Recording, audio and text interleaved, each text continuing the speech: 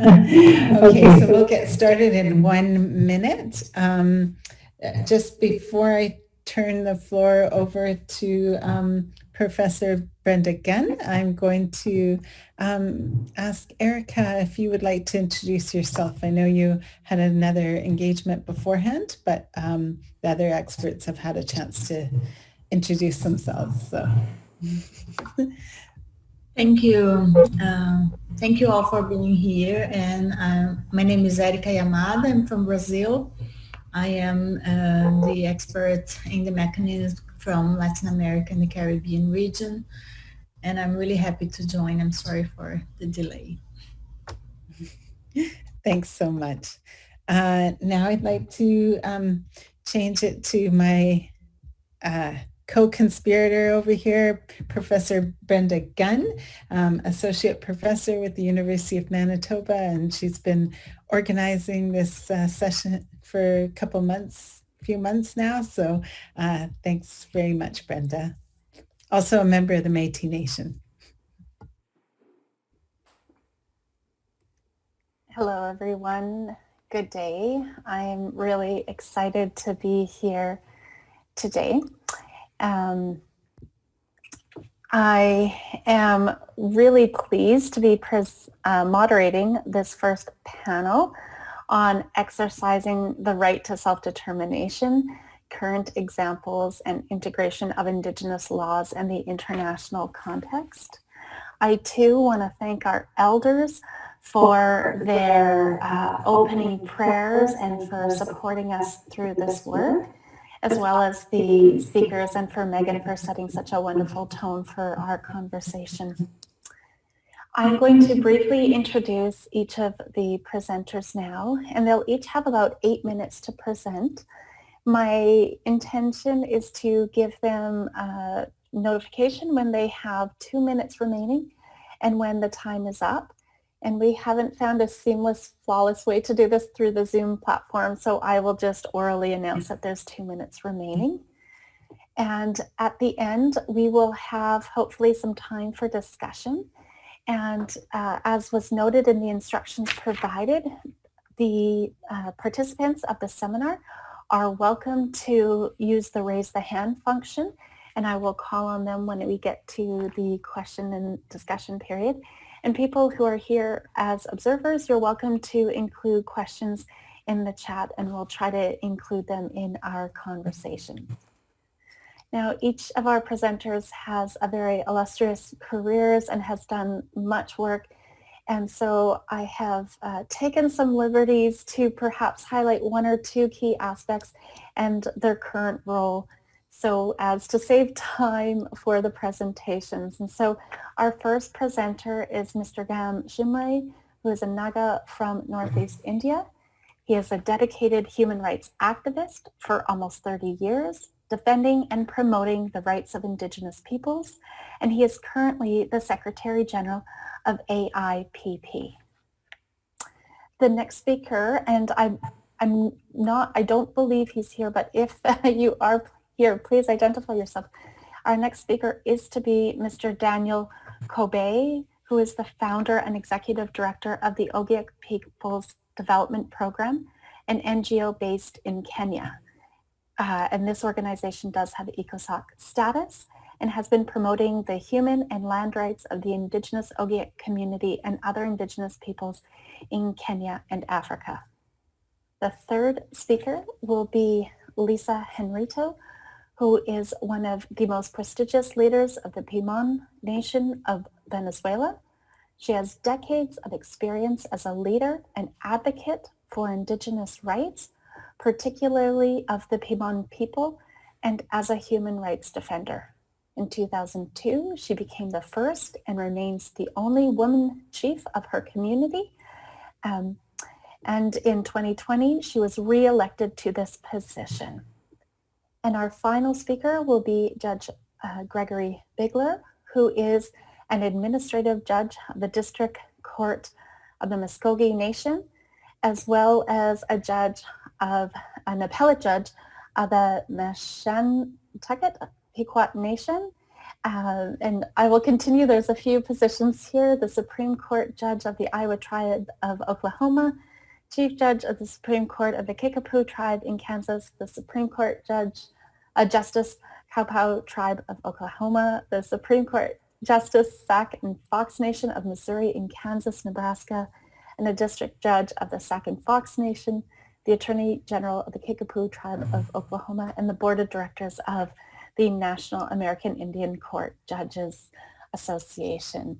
So welcome panelists, and we will start with Mr. Gamshimre.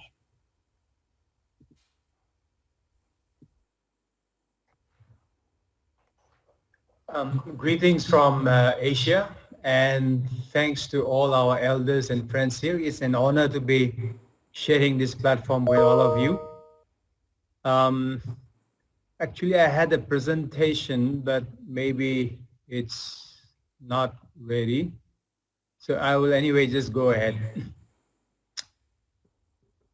First is that AIPP estimates that there are about 4 million indigenous peoples in Asia, and the region is magnificently diverse, both in terms of language and culture.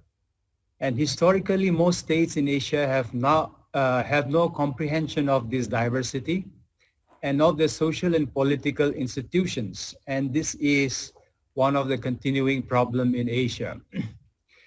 Now, with regard to the evolution of international standards, the historical context and reasoning behind the evolution of UNDRIP as the minimum international standard are threefold, as recalled by some of our elders who have participated in the drafting of the declaration.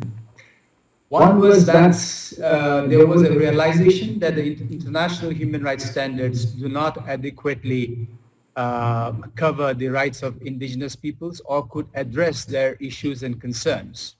Second was that the state institutions that were existing had little or no scope to accommodate the rights of indigenous peoples and their right to self-determination. And the third point was that there was also this real need to reduce violence and bloodshed across the world and to move towards deep grassroots democracy. But in all this, the changes that is taking place is painfully slow as far as Asia is concerned. However, there is progress in the indigenous people's participation in international standard setting, even though limited because our right to self-determination has not been recognized in most countries, thereby limiting the institutional mechanisms for the participation of indigenous peoples fully and effectively as political entities. That is the limitation. Now, one of the major hindering factor is that states do not seem to understand the principle of natural law that follows every agreement made. That is to say that agreements are to be honored, without which agreements has no meaning. And this is where we see the multitude of non-implementation problem across various countries. Now, there are 5 countries in Asia in which indigenous peoples are legally recognized, but very low impact.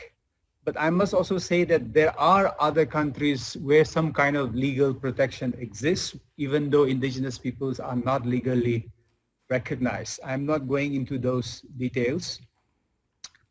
Now, when we look at the issue of self-determination of indigenous peoples and the states, essentially indigenous peoples are yet to be part of the state architecture and state administrative system. The UNDRIP has not been applied to establish consensual or reciprocal relationship with the state. In a sense, the state structure and civic space has always been close to indigeneity. This does not mean that there are no forms of autonomy in Asia. For instance, in India, framing of autonomy has its origin in the British India Act of 1935 and British Nagaland administration. However, there was no debate, and there has not been one after India's independence. It was framed based on political exigency and continue to be treated in the same manner, and this is the problem. Now, when we are looking at enabling indigenous autonomy, we must also understand the limitation of the state. Now, one of these is the institutional design defects of the state are major hindrances for genuine autonomy because it does not provide a conducive social and political environment needed for creating genuine democracy and spaces for pluralism and autonomy. For example, the constitutional morality of Asian states is problematic. It sees the power of the state as self-justifying and self-approving. So there is no reasoning to deepen our understanding and application of minimal government and rule of law. Pillars of democracy remains unexamined. For example, the party system in Asia is highly undemocratic and centralized, and therefore is a breeding ground for corruption right from the start. And the representative institutions remains aloof. The parliamentarians, the legislators are far off in terms of the physical distance, cultural distance, and intellectual distance. So they are the one making laws and policies and programs for people whom they have very little idea of. And the result is the lack of institutional capacity to develop justice, effective administration and services, etc. Therefore, there is no political reform initiatives involving indigenous peoples, no debate on the principle of federalism and autonomy or pluralism to work out frameworks for consensual relationship and indigenous autonomy, or for integration of indigenous legal orders and self-government functions. There is no debate for inclusion of principle of subsidiarity in the existing autonomies and continue to be crippled by the imposed national administrative systems. And self-determination is not seen as a potential political solution, but as a threat to national security and territorial integrity of the state, and as against national developmental interest. Now, while talking about enabling self-government of indigenous peoples, there are some fundamental values and principles which has to be emphasized and has to be part of the indigenous self-government. That is, autonomy and self-governance must be an act of recognizing and enacting the self-determination and agency of indigenous communities as an inherent right, which has not happened as of now. Two is that neighborliness in the community and connectedness to the environment as part of our conception of being and well-being is tightly linked to our notion of collective rights and life. And this determines the idea of the individual self and the collective self, which is still not part of the legal system in Asia. Third is 2 minutes left. Thank you. Okay, thank you. Third is that our relational values and principles with the land and non-human nature that began with the existential vows taken by ancestors at the time of settlement as the basis of a continued existence must be emphasized, because this will continue to be the basis of our existence.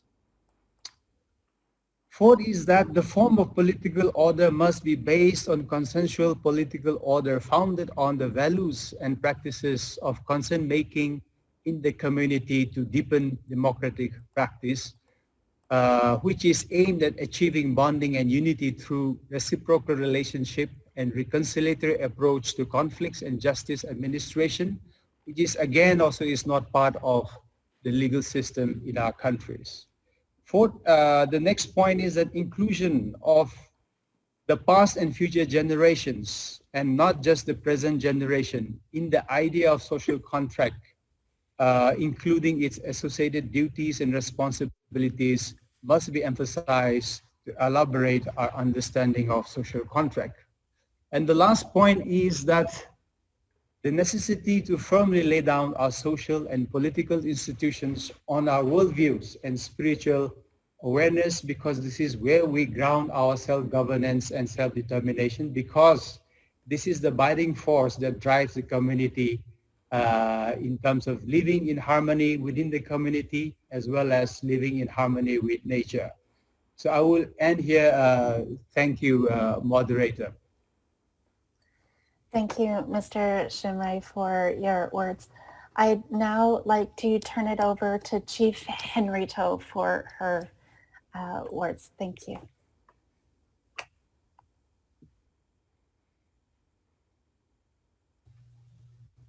Greetings, my dear virtual friends. Being one of the indigenous nations of this so-called New World, we are not an exception to the curse of being rich in natural resources, hence a paradise for extractive industries around the world. However, our rights have come a long way, at least in theory. Proof of this is palpable in the recognition of our individual and collective rights as indigenous people in the constitutions of countries like Bolivia, Ecuador, Panama, and Colombia. In our case in Venezuela, in the preamble of the Constitution, our free existence as an indigenous nation is legally recognized, therefore presenting one of the most advanced legal framework on indigenous rights. Not only this, we have an organic law on indigenous peoples and communities. So yes, we have the legal framework. One of my favorite articles referred to self-management of indigenous peoples and communities. Article 5. Indigenous peoples and communities have the right to decide and assume in an autonomous manner control of their own institutions and ways of life, their economic practices, their identity, culture, law, customs, education, health, worldview, protection of their traditional knowledge, use, protection and defense of their habitat and lands, in general, of the daily management of their community life within their lands to maintain and strengthen their cultural identity. Sorry, Chief Indigenous, Henrito, you're quite quiet. Are you able to speak up or perhaps be closer to your microphone? I think just to help people hear, if possible, please. are you hearing me now? It's clear?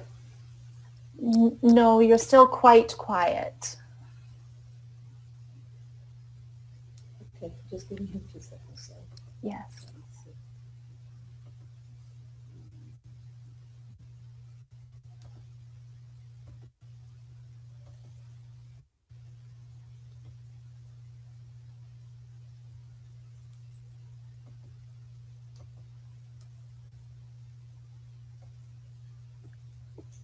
Is it better now, the audio?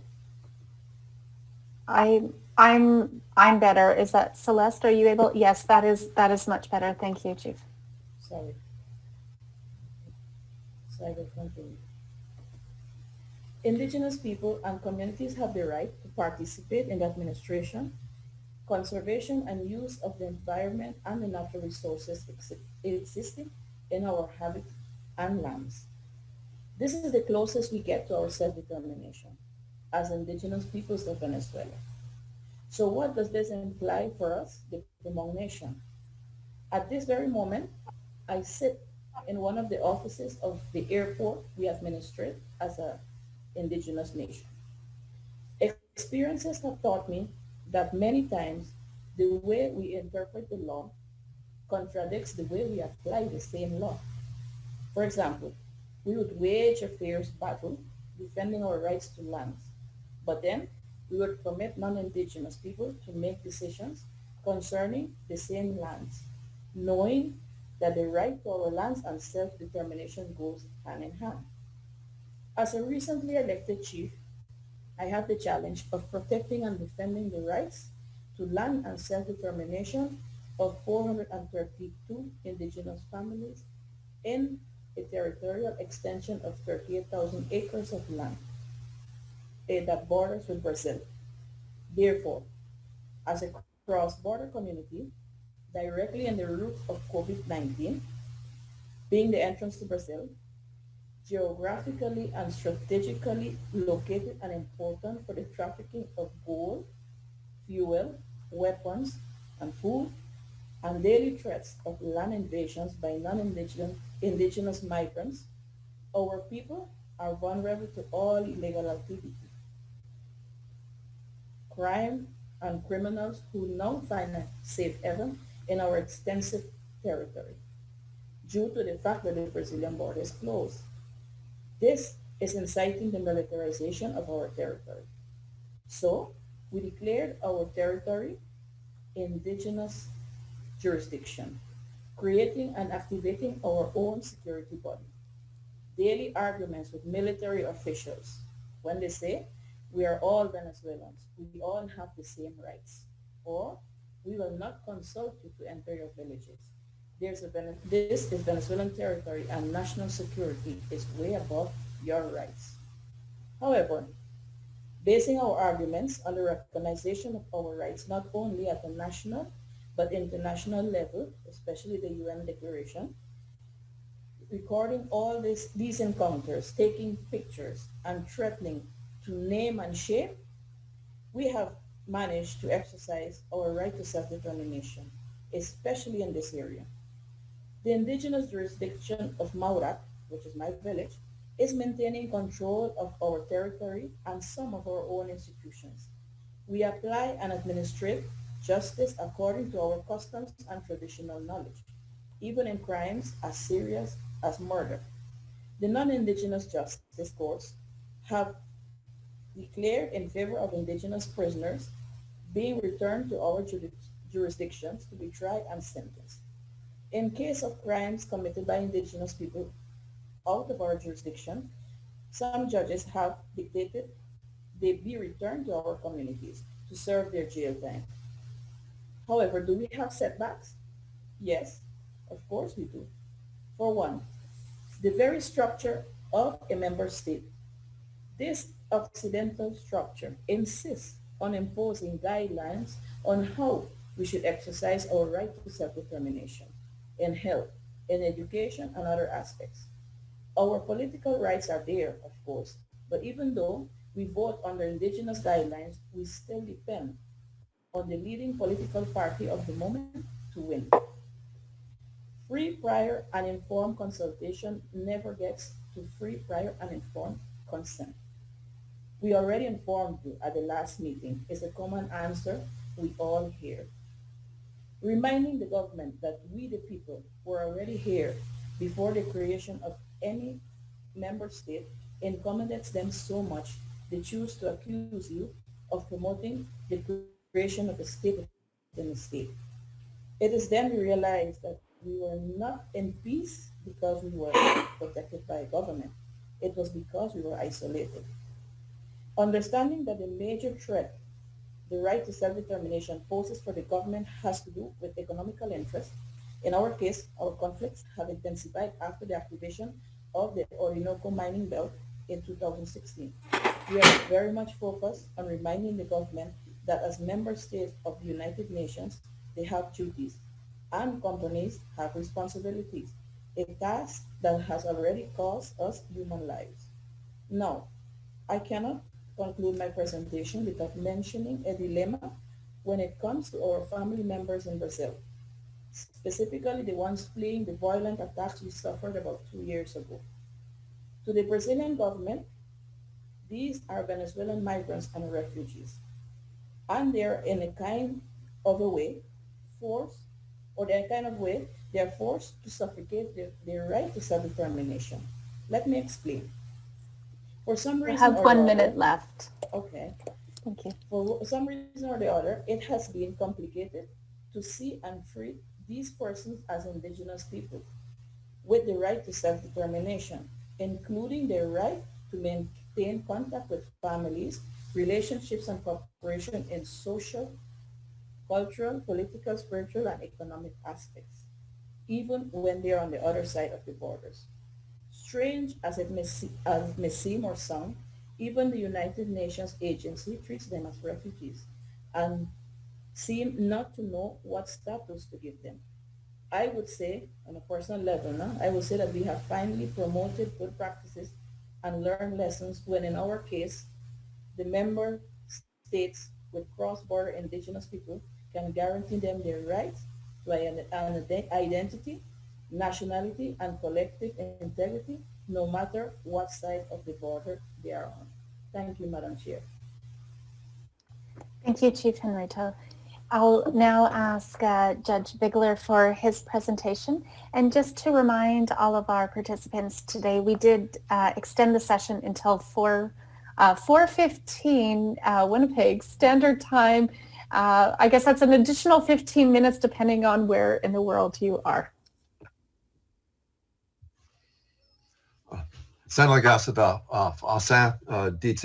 Greg Bigler. Good afternoon and thank you. My name is Greg Bigler. And I'll try to cover all these things in some 8 minutes, 1,000 years of history and culture and politics. In September 29th of 2016, the Muskogee Creek Nation adopted the Declaration of Rights of Indigenous Peoples as a Muskogee law with a translation of it therein. The process we used, I'm going to cover 4 points, hopefully. One is that in doing so, I was at the point person for this is we used a Muskogee and Yuchi process in doing that. Secondly, in doing that, the ceremonial and traditional people of the Muskogee Nation better understood how their own indigenous concepts, Muskogee concepts, Yuchi concepts, in fact, already constituted human rights. Thirdly, I, as a judge and as a traditional person, better understood and came to know more of our history, our religion, our ceremonies, and our own culture.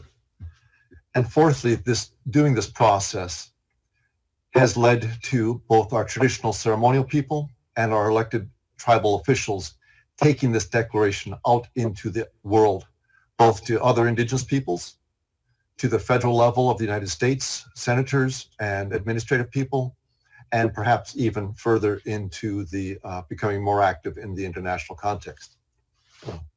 This had a fertile ground, as I found, going forward, because one of our ceremonial people who's been gone from us for some time, we knew him as a Indian doctor, a medicine man amongst the New Yakas who would come to our stomp grounds regularly. Philip Deere was in fact one of the first people in 1977 who went into Geneva to demand that the United Nations and the international bodies address indigenous concepts. All of these efforts have now been tempered, of course, by the current status, ongoing problems of COVID. But we'll talk about that in a minute, perhaps. I am Yuchi. Yuchis have been with the Muskogees for some 250 years, but we are not the same people. We are a language isolate. We have a very similar culture and ceremonies, but my language is an isolate, and my friends tell me that if you go back some 6,000 years, you may find a relationship to another people, which means that Yuchis have been Yuchis in excess of prior to the building of the pyramids. That, unfortunately, is now under threat for various reasons. The Muskogees, who formed a confederacy and then a stronger centralized government, have altogether, we have been suppressed, rebuilt, resurrected, and suppressed again through a period of time, always consistently fighting for our rights. Here recently, the past 6 months, the United States Supreme Court recognized that our reservation continues to exist under the McGirt decision, and that has been laying the groundwork for us to assert fully over the reservation our civil and criminal jurisdiction throughout that territory, even though we have limitations on that over non-Indians. But the question is, why would a tribal judge, become involved in this declaration process? It doesn't seem like it would be a natural fit. However, under the United States law, our right to assert jurisdiction, our right to exist as a people, our right to recognition as a tribal nation is constantly subject to the whims of Congress and can be undone at any time through their plenary powers. The U.S. Supreme Court has not recognized a fundamental right to our existence. So if that is true, then we must look to a different source for that right. That declaration would be one of those. As a ceremonial person, I have seen our consistently attacks upon our efforts to gather medicines, and on our right to conduct our ceremonies. And we are not talking about in the past, I'm talking about the past 4 to 5 years. This means that we have to have a different context for understanding laws, our perspectives on medicines, our rights to how we view group rights. Thus, we see this as a larger moral authority to change that. But we see the declaration, I see the declaration as something that we want to push into federal law, and that creates a source for us to push our own concepts up into the U.S. law. When I say that we began with a traditional process, in doing so, I would go to our dances. Our dances are at night, all night, from sundown till sunup. We would sit together there in between with the chiefs, the other traditional leaders, and I'd visit with them, ask them, do you have these same issues? What problems do you have? Because we talk about these things, gathering of medicines, our loss of our language, disappearance, access, harassment, and we'd visit and talk about it.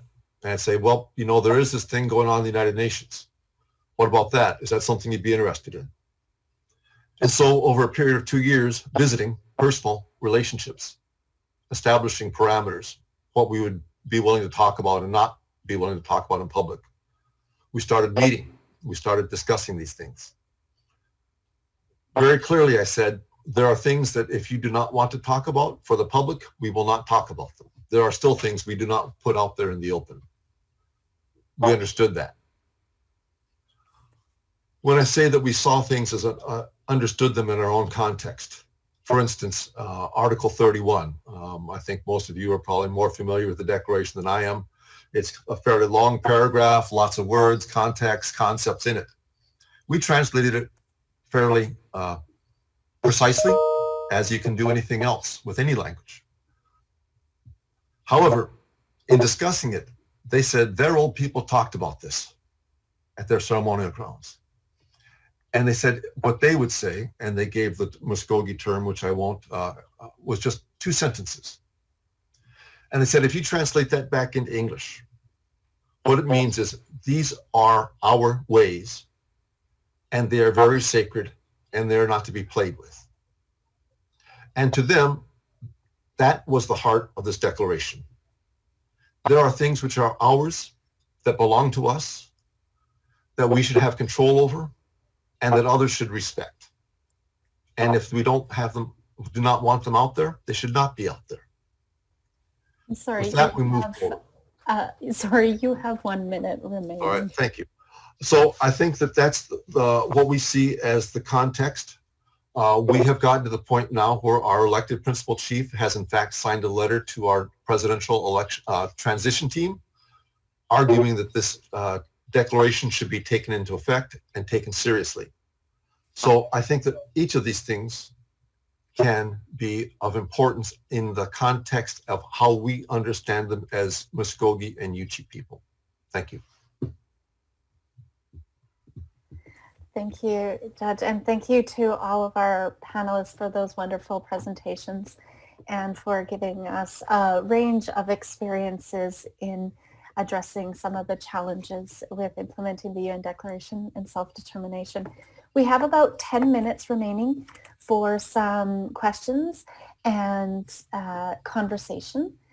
Again, I would invite if there are any of our participants or if any of the experts would like to ask a question or make a comment, you can use the raise hand function in the Zoom platform, and I will call on you. And you're all also welcome to use the chat function for questions as well.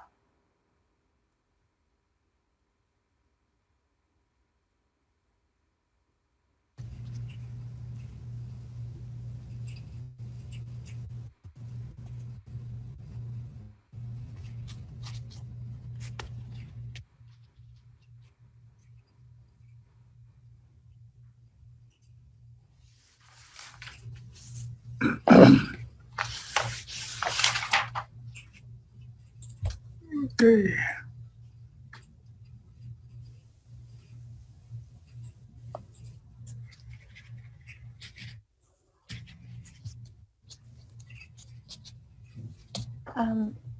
recognizing that these platforms sometimes take us a while to type in questions and find the correct buttons, etc. I did perhaps then want to go back to our first panelist to see if he had any questions or, sorry, when we have Kristen Carpenter now, one of our expert members has a question. So please, if we can get Kristen Carpenter's mic unmuted, please. Thank you, Brenda. Am I unmuted? Great. Thank you to all of the panelists. And it's so difficult to talk about these huge concepts in a short amount of time. So thank you very much. Just briefly, I think each of the panelists touched on it in one way or another, but I'd welcome any thoughts about the relationship between language revitalization and self-determination. We're about to start the International Decade of Indigenous Languages, and Judge Bigler in particular talked about translating the declaration into the Muskogee language. But I think this is something that our study should comment on, the relationship between language and self-determination. And so if anybody had further amplification on that, I would welcome it. Thank you.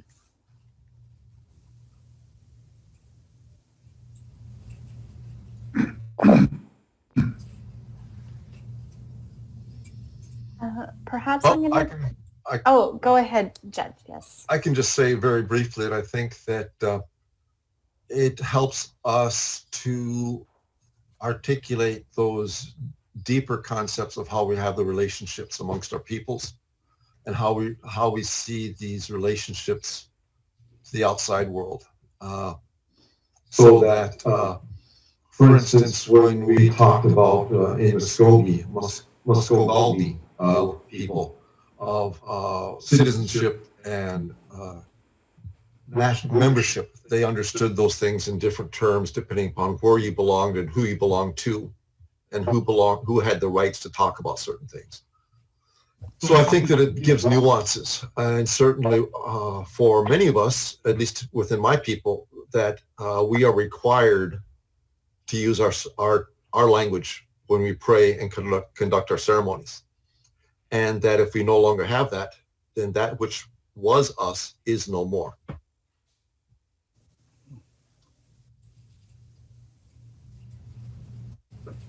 Excellent, thank you. I see Chief Wilton Littlechild has his hand raised, and I believe Elder Lightning would also like to speak. So I'll ask Chief Wilton Littlechild's mic to be unmuted, please.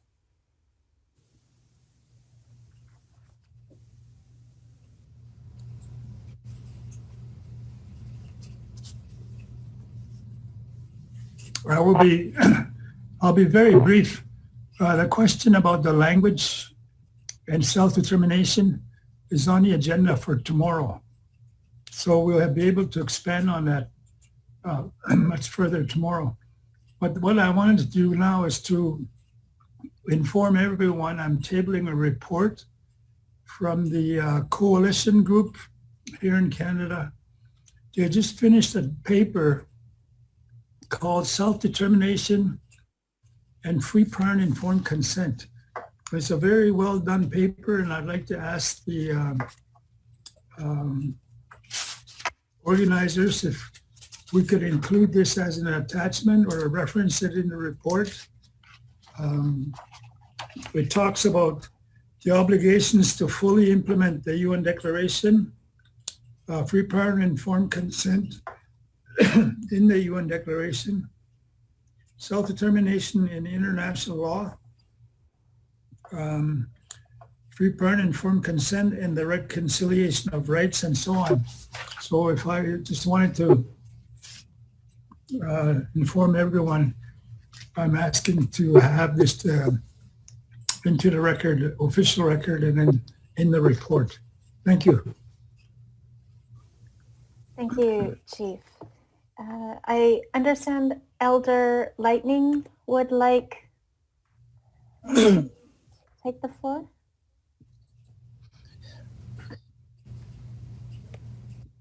Yes, I just wanted to mention in the 1960s, we had our youth At that time, we were youth, Clem and I, and we met with the government of Canada.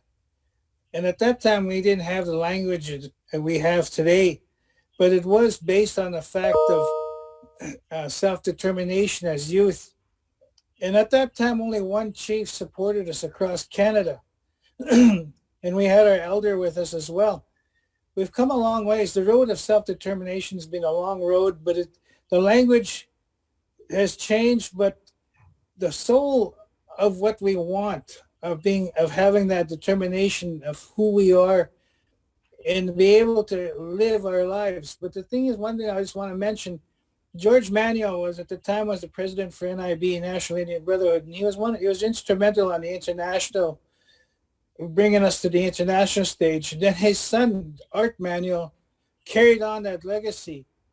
And then at the time, my father was Albert Lightning. He was with George, and I worked at that time. And now that since 1960, I'm a great grandfather today. Now, my children will carry on that legacy, and I think that's something. We talk about language, but we also have to talk about the youth, the past, the present, and what's the future look like. That our young leaders need to carry on this fight, because the battle has been since 1960s, 50s, and we're still on that same road, and we're still fighting the same battle. But the torch has been handed on through generations of our people and our children to carry this on. So language, but also we have to look at our peoples have to be able to carry that. Our young people have to be brought forward and taught this so that they can carry on, and that people like my brother Willie and everybody else, when we leave this earth, we'll be able to rest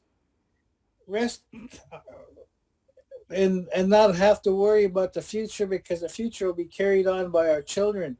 I just wanted to mention that as well. And when we talk about self-determination, that also means our children carrying on the battle and doing that as well. Thank you.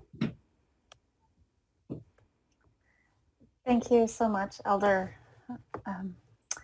We have about 1 minute left before we have to close things up. I did want to take a liberty here to remind everyone that Professor Megan Davis is going to be giving a public lecture here at the University of Manitoba, virtually, of course, at 4:30, which is in about 15 minutes. And I believe you are all provided the link and details, but if not, you can contact Celeste or any of us here at the organizing, and we can provide you that information. I think we're just about at time, but did our chair of the session want to give any closing remarks for the day? Professor Davis, would you like to share anything at this point? I'm fine for now, Brenda. Okay, thank you. And I think then Erica Yamada, one of our members, we have I think 1 minute left, a small minute. Okay, thank you. Now, just to take the opportunity here, and since it's an internal seminar that will inform our study, to share a little bit of reflections from the first panelists, and maybe put the question for us to continue tomorrow around really, it's very challenging for the mechanisms to write a study on the right to self-determination, because there are so many crucial key questions, and we just listened to a few of them here relating to broader political participation, internal organizations, borders and migration, and cultural views and practices, free, prior and informed consent. And my question, I guess, to the members, but if any of you can help for tomorrow's discussion, how do we frame it, to really get the heart or the hearts of the questions for us to address this issue in this year? Thank you. Thank you, Erica. I think we are out of time for today. I did want to ask Elder Lightning if you would provide us a closing prayer for today, please. I apologize earlier for being late. I'm not that good at electronics. I'll be better tomorrow. I'd like to thank everybody and wish everybody today and have a good rest tonight around the world. That will be my prayer today, is for everyone around the world. Ha no tawi ma se wa sin ho manas kwena mi nagiska mi nan. Ha ni chai sino wasuga maski nan. Kaskateo at was kapan sa wistawa mi na sino muni ok nehi ok. Sek patron sa kukan sino wasuga maski nan no man wistawa tamakso suem wakan nga wistawa ekta piguite hayat sek wasuga maski nan ngawi mawaski. Ha suem na no tawi ma suem was na peo spo kagos kete akwas gamaski na met sa tuwanay tumok sekso usumok suwen suem na no tawi ma sewats yun hi. Thank you, Elder. Well, that brings us to a close for day one. We resume again tomorrow at 2100 hours Geneva time, the same time as today. So again, thank you panelists and to everyone who joined us today, and we'll see you tomorrow. And we will also see Professor Davis shortly on her public lecture. Thank you very much, everyone.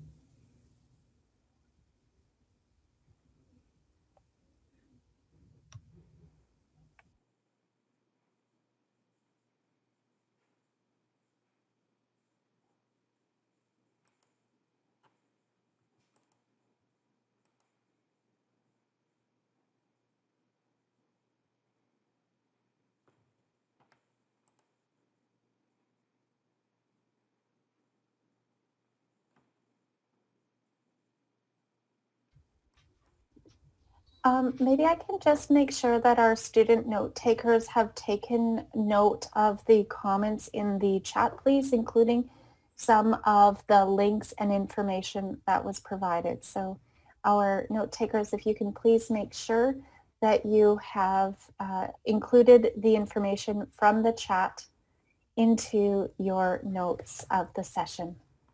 Thank you.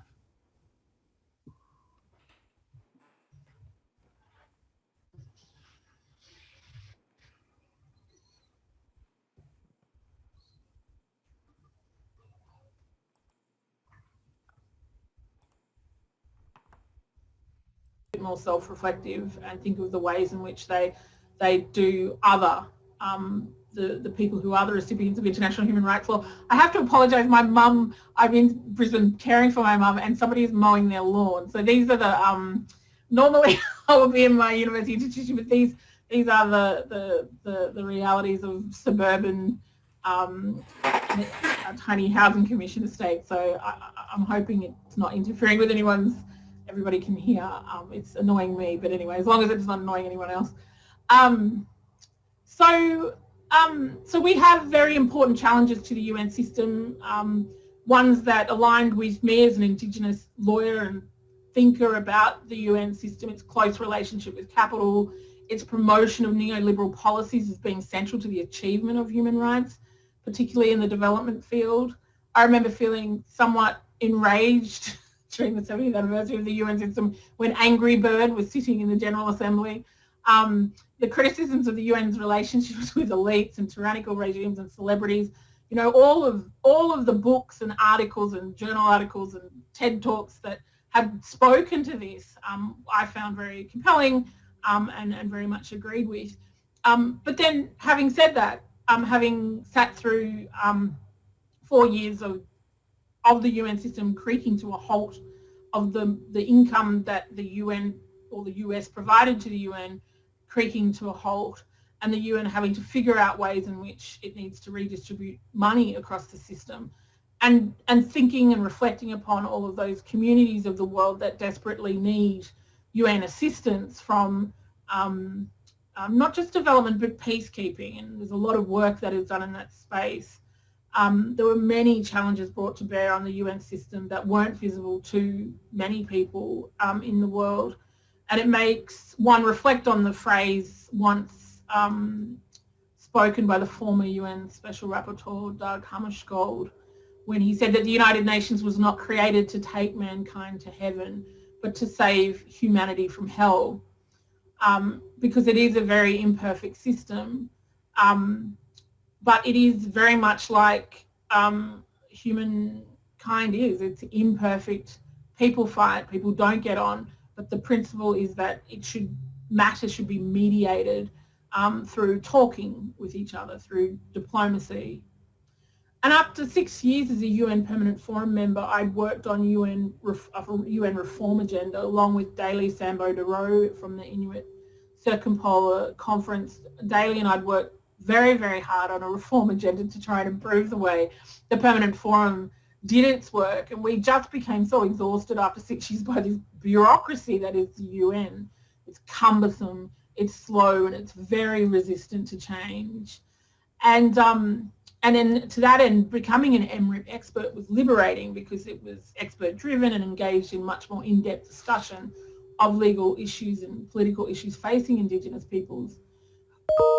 But without being a Pollyanna, that period, that 4 years of Trump has forced me not to change my perspective on the bureaucracy and the over-regulation of the UN, but the importance of these mechanisms despite my frustrations with the system. As I said, it's not perfect, but the alternative is far worse to contemplate.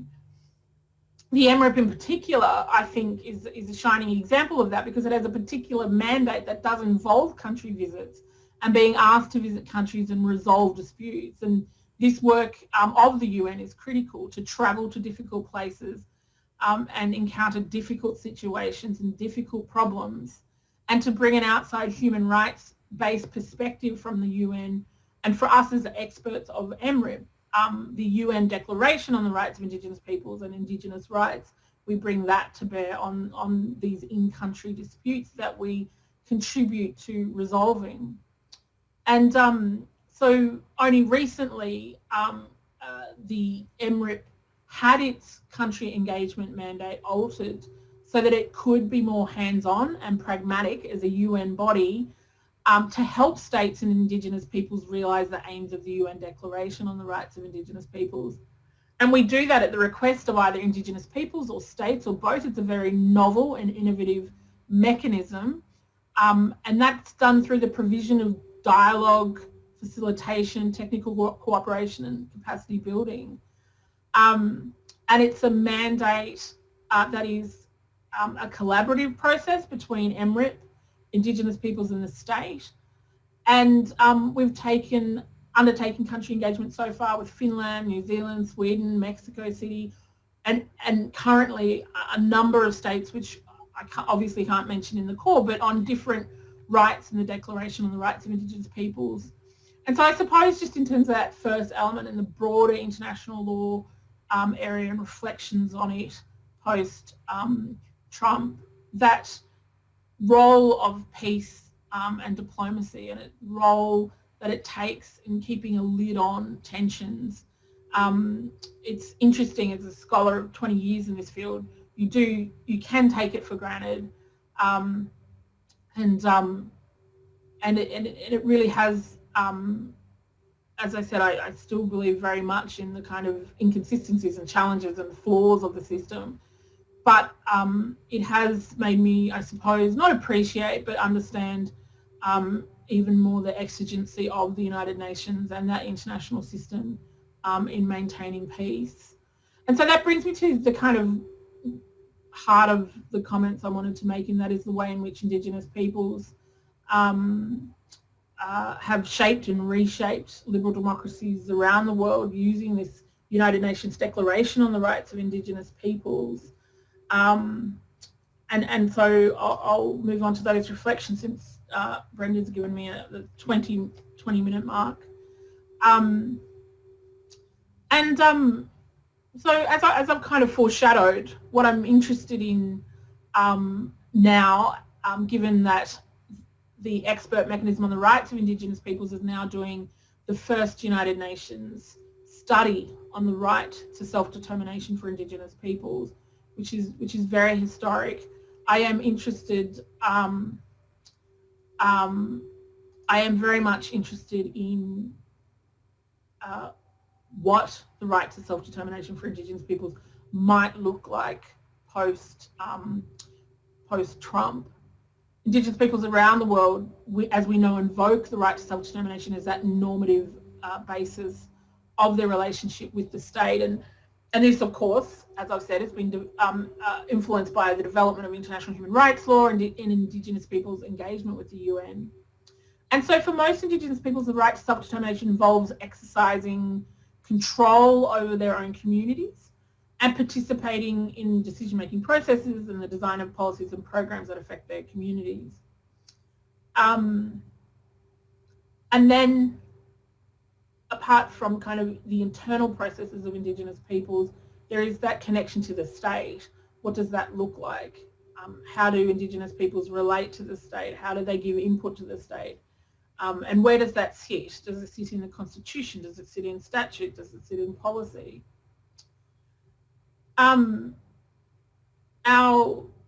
Our report on self-determination comes at a really critical time, I think, in terms of the United Nations work on Indigenous people's rights, but also when you look across, you know, the multiple jurisdictions of the United Nations, where we have, you know, 194 odd UN member states, I should know that precisely, and approximately 70 to 80 that have really significant Indigenous populations in which they have accommodated that Indigenous voice or mechanisms within the framework of the state to enhance Indigenous participation in the state, primarily because the bulk of those countries, not all, involve communities that have small numbers and therefore, as we know, succumb to the majoritarian nature of liberal democracy, particularly those, well, not those, but all of those that are predicated upon the ballot box, which does mean that the party politics that defines parliamentary democracy is very much targeted at the mean, at the middle. And Indigenous peoples always fall outside of that. And most liberal democracies have put their minds to how you address that. Do you address it in the Constitution through constitutional rights? Do you set it up in, do you set up some form of mechanism via statute that allows Indigenous peoples to have better input, or do you, or does that involve designated seats or reserve seats? There's multiple ways that the world has considered this. And so part of what we're doing this year is putting some meat on the bones of the right to self-determination, so that things are no longer as theoretical as they seem to be when I look at a lot of the literature that is written in this field, and there is a lot, but rather a more nuanced picture of what it looks like, the realization of the right to self-determination across the world. And the fact that for many, many decades we've tried to have a study on the right to self-determination in the UN system, and it has not been allowed by the UN system because of the sensitivities around the right to self-determination and the former controversy of the right to self-determination. I think the fact that the Human Rights Council let this study through speaks to the acceptance within the UN system of the Indigenous people's right to self-determination. I think it does speak to the acceptance of that. And when I yesterday asked RA just to quickly pull as much as she could of the 2019, 2020 kind of literature on the right to self-determination, and much of it reflects what my students write, and that is people are stuck in 2007. People are stuck at the drafting of the declaration. It's still this kind of Kansas didn't vote yes. Self-determination is really controversial. But in reality, international law, public international law, and Indigenous people's communities and their relationship with state have moved on past that. Self-determination does, as we know, have a very lengthy history in international law, but this study on the right of self-determination for Indigenous peoples without states getting skittish about the possibility of secession says a lot about where we have come. And in the previous UN seminar I was just on, I made the point that it's not insignificant the change that Indigenous peoples have brought to international law. Indigenous peoples have changed the nature of public international law in this field. And so the question now is, how has that Indigenous peoples kind of, the shifting notion of the right to self-determination in international law, what has that brought to bear on democratic governance? How have we influenced really at that grassroots level, the state level, what democratic governance looks like and the structures that are in place to provide voice to Indigenous people's rights and Indigenous people's advocacy. And so, of course, as a constitutional lawyer, I'm interested in how Indigenous peoples, via the right to self-determination, are accommodated or recognised within the framework of the state. And as we know, there's been a great reluctance on this in the past, but I do wonder, given the very recent kind of amplification of the very thinness, the fragility of the rule of law and a lot of these democratic systems that we took for granted, whether that will hinder Indigenous people's advocacy and struggle for better or further realisation of self-determination, whether it will hinder it or whether it will actually accelerate some of these reforms that people have been seeking. Brenda, how much longer do we have? I don't want to launch into a big lecture on the right to democratic governance in international law without just keeping an eye. Well, I think we would all enjoy that. We're getting close to 30 minutes, so I think if you have a short lecture, we would love to hear it, or you're welcome to wrap up and we can move to questions. It's really up to you, Megan. Yep, thanks for that. Thanks for that, Brenda. I won't go, I'll skip over the norm of democratic governance. The reason why I wanted to emphasize that is to kind of just reinforce the shifting tide of self-determination over that historical kind of period where it has shifted from the kind of 1960s decolonisation context to the right to self-determination as set out in the International Covenant on Civil and Political Rights and the International Covenant on Economic and Social Cultural Rights in 1966. And then we saw this kind of forward kind of evolution of self-determination manifest itself in 1970 with the Declaration on Friendly Relations.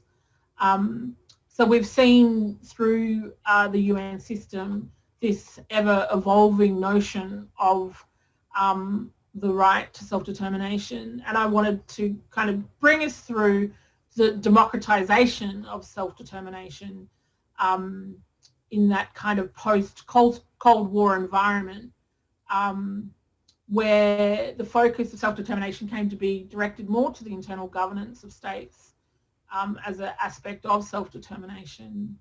And many of you would have read and know about Thomas Frank and his postulated self-determination as it being at the core of the democratic entitlement. And he sought, of course, to establish democratic governance as a normative rule of the international system.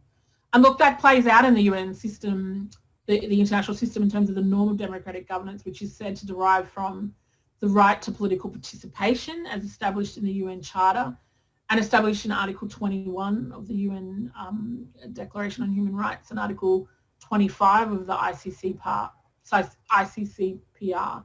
around citizens participating in public affairs directly or through freely chosen representatives, about free and fair periodic multi-party elections. All of these things embody this entitlement. And we know then that we saw that this democratization of self-determination signaled a shift in international law's understanding of the right to self-determination from decolonization to democratization. And that, of course, was bolstered by the support of major institutions, many of which many are critical of, such as the European Union and the Organization of American States, who require political democracy as a condition of membership, and use democratization as a kind of carrot and stick approach with respect to legal recognition of new states and governance or the provision of development aid, and certainly the international financial institutions and structural adjustment. All of these require democratization, but very much coupled with a neoliberal market economy. Things that on the one hand look like they are bringing voice and self-determination to peoples, but on the other hand have in the past tied parliaments' hands behind their back insofar as that market liberalisation, which has had a very acute and harsh impact upon their citizens, and certainly upon Indigenous peoples across the world. But this democratisation of self-determination is very much embedded in the Declaration on the Rights of Indigenous Peoples, and it, as I said, it's come after much ambivalence of international law towards self-determination and the ambiguity of its status as a legal right, given it obviously has evolved from a political principle to a legal right following that period of decolonisation and the Friendly Relations Declaration in 1961. And so that really that shifting sands of self-determination requires us to ask or to take stock of where we are now. Where is the right of self-determination now as influenced by Indigenous peoples post-declaration 15 years on? And will the pressure that has been brought to bear on many democracies and the rule of law have an impact on the state's willingness to come to the table in terms of the reforms that Indigenous peoples seek that are required, the structural reforms, the redistribution of power that's required for Indigenous peoples to achieve their aspirations? Will it have an impact upon states' willingness to have Indigenous peoples have an enhanced participation in the democratic life of the state? But also, in the post-Trump world, will the kind of challenge to liberal democracy and the fragility of that system, will it accelerate arguments and advocacy for the recognition of Indigenous laws and sovereignty? So recognition used to be a very large law reform agenda in Australia, but now very rarely mentioned. And is it the case that we will forget the fear and anxiety felt regarding the thinness of constitutionalism and courts and the easy way in which fear and misinformation can manipulate people into attempting to overthrow a legal and political order that is, much admired around the world, as well as much criticised and much scrutinised? I mean, I recall watching CNN just thinking, all Australians are up, it was like 6 a.m, just going, what on earth is happening? Could this really, really happen? And so how will liberal democracies respond? Will it be business as usual? Will it be status quo? Or will it be moving towards realising that what we are told is the transformative potential and emancipatory potential of democracy? Or is it that that potential is as elusive today as it was pre-Trump? And I'll just end by bringing it back to the work in Australia on constitutional recognition and the Uluru Statement from the Heart, as we, as First Nations people in Australia, seek to advocate and have implemented structural reform that has not happened in Australia. As I said, we don't have a treaty or treaties. We don't have any constitutionally enshrined rights. We don't have any Bill of Rights or Charter of Rights apart from an ad hoc number of common law rights. Will what has happened in the world have an impact on the state's propensity to come to the table on these big reforms that are required to see the right to self-determination as passed by the world in 2007 in the General Assembly 15 years taken up to a new gear. So it's not just reflections on the Kansas voting record of 2007, but actual implementation of the declaration that changes people's lives on the ground, because that at the end of the day is what it is all about. Brenda, I'll just stop there in the interest of questions and time. Thanks, Megan. That was really wonderful. I'm really appreciative of your comments that highlighted how the system of the United Nations that we always, that many people view as sort of the strong and like the powerhouse, how fragile it actually is, and how the internal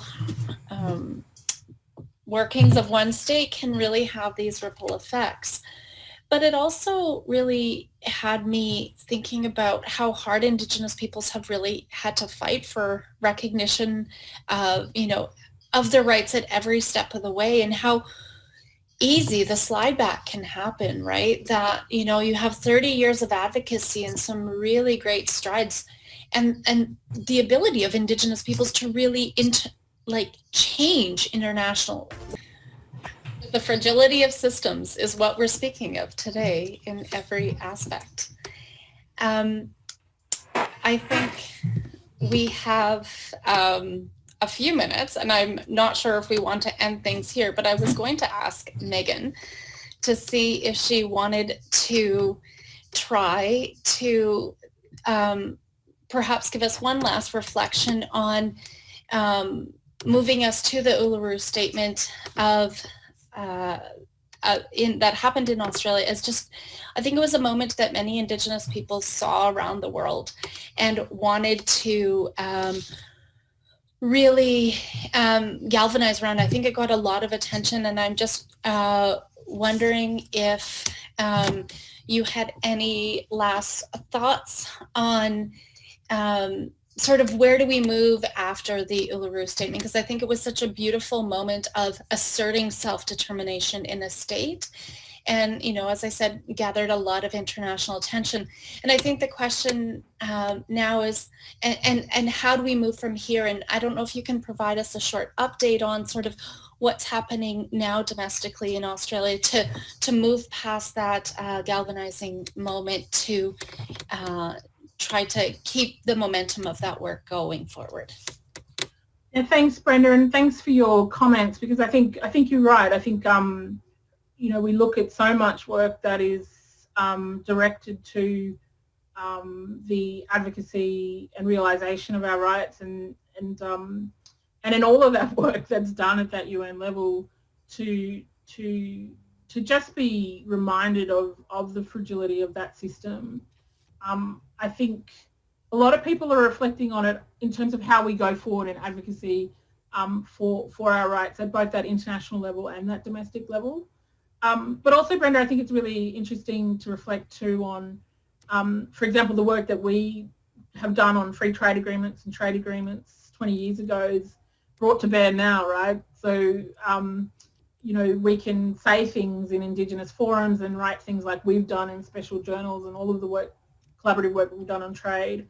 And states in the UN system will kind of listen, but a couple of decades down the track, everything that we said would happen or predicted has come true. All of the problems and the challenges of those systems, of the unfairness of it, as well as the opportunities, have brought to bear. And I think that speaks very much to the utility and the importance of Indigenous advocacy and work in that sphere. On the Uluru Statement from the Heart, it's interesting because it is a country that is unique in that that there are very few outside of the smattering of statutory rights. There's very few substantive kind of very little substantive recognition of Indigenous peoples and their collective rights.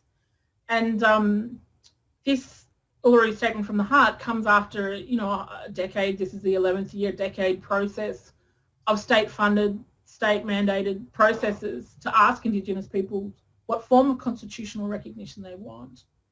And there's frustration, of course, in the community that the state often enlists these processes as a performative thing. That is to say, they look like they're providing people with an opportunity to have a voice, but they, at the end of the day, have no intention of implementing what happens in those processes. And that can be very exhausting for communities who are asked to comment and contribute on multiple, as you would know in a federation, multiple processes in many subject matter areas to the state, unpaid, and for it to not come to a fruition. What's happened with the Uluru Statement, really constitutional recognition's been on the books for about 2 decades, even though it's only a decade in which we've had, 5 processes and 8 formal government reports in 10 years. It's a lot of constitutional recognition where people have asked for a framework of reform known as voice, treaty and truth. So a constitutionally enshrined voice to Parliament, a Makarrata Commission or a treaty commission that will implement truth-telling and treaty agreement making across the continent. But what we've seen is a process that has kind of hijacked that reform. We had the current government committed to a referendum on this voice after there was a co-design process in which Indigenous peoples, the Australian people and politicians just put more meat on the bones of the voice. What does it look like before people vote in a referendum to change the constitution? That process is going on now. We have more meat on the bones, but we have the first Aboriginal Minister for Indigenous Affairs who's saying he would prefer just a legislated voice and he wants symbolic recognition in the Constitution. So he's unilaterally kind of deviated from what their formal election policy is and what their policy is. So we've got a voice interim report that they kindly handed down in January when everybody's on school holidays, so that Indigenous communities have approximately 11 weeks, now 8 weeks, to provide substantive feedback on a very complex design of a voice to Parliament. The report sets out a voice to government and a voice to Parliament. So it sets out the bureaucratic mechanism in which current and existing Indigenous organisations and entities can enhance the work of the bureaucracy, and then the top level voice to Parliament is intended to be the voice to Parliament that people ask for at Uluru, but falls well short because it's mediated by the government of the day. So what they've done is taken the status quo and they've kind of fashioned it into a system with a lot of, as I've said in a newspaper last week, a lot of squiggly lines and fancy flowcharts. But it's very much the status quo. So it's interesting that most Australians, and there's a large percentage of Australians through our polling and non-Indigenous, and Aboriginal and Torres Strait Islander Australians who support a constitutionally enshrined voice. So we're going to get to a very difficult situation here where there's an expectation of the people that this is a constitutionalised voice, but the state does, as it always has done, and that is it quashes attempts by Indigenous peoples for more substantive rights. And that's really where we are. And I think the last substantive United Nations appraisal of Australia was Vicky Talley-Corpez's report, her In Australia Country report, where she lamented again the lack of self-determination in Australia. The Australian government refers to it as a principle of self-determination. There is no implementation of the declaration in Australia, along with, as Vicky remarked, the lack of treaties, the lack of enshrined rights and no recognition leaves for a very bleak political and legal landscape for Indigenous peoples. So we're really lagging behind on that. And so we've got to work hard to make sure that this current process is an opportunity to show the Australian government that anything less than constitutional recognition will not change people's lives. And that's, as I said before, that's key really, is how do you transform people's lives in communities on the ground.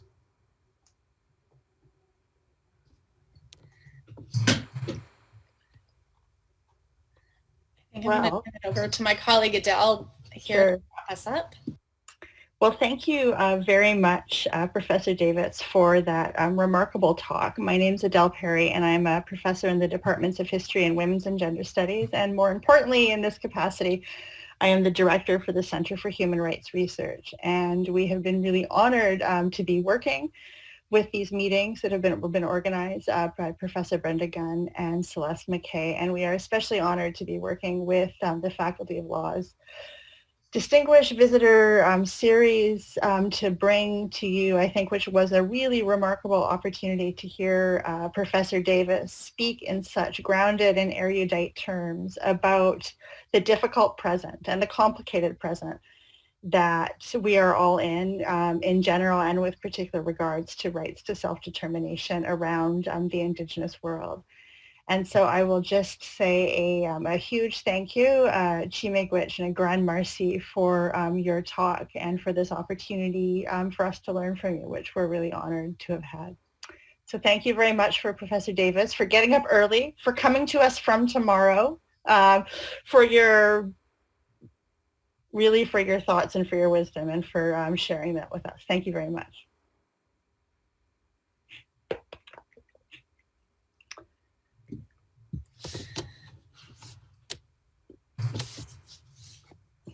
Thanks, Bren. Thanks again, Megan. And so I think we will conclude things here, and I think Helen can stop recording. Thank you all for joining us today.